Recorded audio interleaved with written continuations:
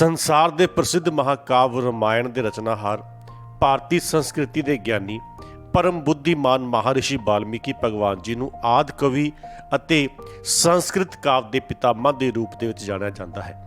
इन्होंने दुनिया को सब तो पहला अहिंसा का पाठ पढ़ाया और शांति का संदेश दिता।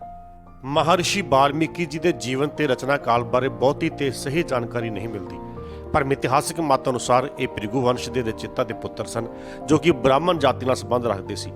इन्हां दा मुढ़ला नाम रत्नाकर सी। एक मत यह भी है कि रत्नाकर जंगल विच घुमदे घुमदे भटक गए तो इन्हां नूं एक शिकारी अपने नाल लै गया तो इन्हां दा पालन पोषण किया। कई साल बाद रत्नाकर जी भी एक बहुत वड्डे शिकारी बन गए।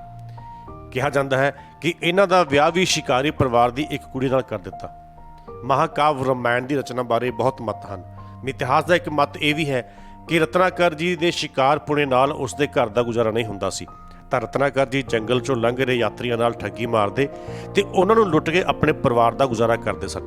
एक दिन इस जंगल दे विचों महान संत नारद मुनि जी लंघ रहे सी तां रत्नाकर ने उन्हां ते लुट्टण की नीयत नाल हमला कर दिता। पर जदों नारद मुनि जी हमले तो बच गए तां उन्हां ने अपनी ज्ञान दृष्टि दे नाल रत्नाकर जी के पिछले जन्म बारे झात मारी। उन्हां नूं रत्नाकर ते बहुत तरस आया ते उन्होंने रत्नाकर का जीवन बदलने का फैसला कर लिया। नारद मुनि जी रत्नाकर कोल बैठ के अपनी वीणा वजाउण लगे और भजन गाने शुरू कर दिते, जिन्हां नूं सुन के रत्नाकर बहुत प्रभावित हुए। जदों नारद मुनि जी ने रत्नाकर तो यह पाप करने की वजह पूछी तां रत्नाकर ने कहा कि यह उसके परिवार प्रति उसका फर्ज है। तां नारद मुनि जी ने पूछा कि तेरे परिवार वाले मैंबर तेरे इस पाप के भागीदार बनणगे? तां रत्नाकर जी ने कहा कि मैं इस सवाल का जवाब देने तो पहला अपने परिवार के नाल गल करनी जरूरी समझदा हाँ। तां वो अपने परिवार के कोल गए, अपनी गलबात की, पर यह सुन के बड़े हैरान हो गए, दंग रह गए कि उन्होंने परिवार ने इन्हां दे पापां दा भागीदार बनने तो साफ इनकार कर दिता। फिर नारद मुनि जी कोल आके उन्होंने सारी गलबात दसी। ये सब कुछ सुन के नारद मुनि जी ने रत्नाकर जी ने कहा कि तू दुनियादारी छड्ड ते राम का नाम जपया कर। ये गल कह के नारद मुनि जी उत्थों चले गए तो जान लगे उन्होंने कहा कि मेरे वापस आने तक तू इत्थे राम का नाम जपया कर।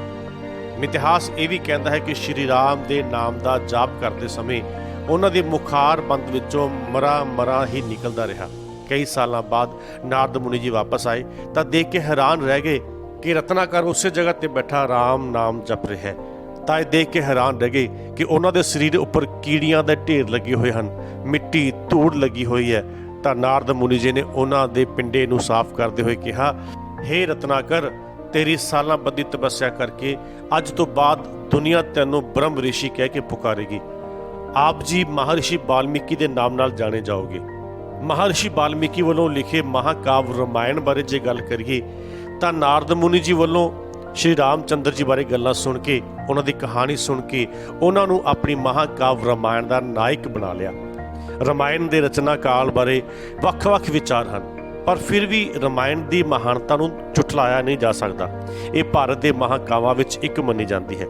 महर्षि वाल्मीकि वालों लिखी महाकाव्य रामायण संस्कृत भाषा में लिखी गई, जिस विच 24,000 श्लोक दर्ज हैं।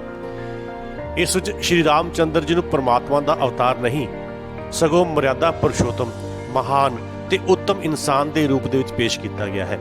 ये भारतीय साहित्य की सर्वश्रेष्ठ रचना है, जिसने मनुख जाति लई लोक सुखीए पर लोक सुहेले का नजरिया स्पष्ट किया है।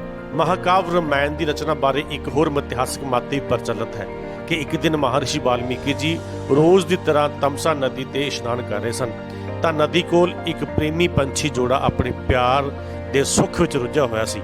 उदों ही एक शिकारी के तीर ने नर पंछी नूं मार दिता तां मादा पंछी की तड़फ ते दर्द देख के महर्षि वाल्मीकि के दिल विचों एक पीड़ा उठी, जो कविता के रूप में प्रगट होकर रामायण बन गई। महर्षि वाल्मीकि जी की एक होर रचना योग वाशिष्ठ भी दसी जाती है, जिस विच 32,000 श्लोक दर्ज हैं।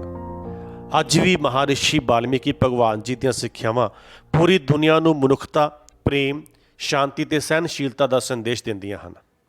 रूहानी जोत फिल्म्स की पूरी टीम वालों सारी लोकाई नूं भगवान श्री वाल्मीकि जी के जन्म दिन की लख लख वधाई।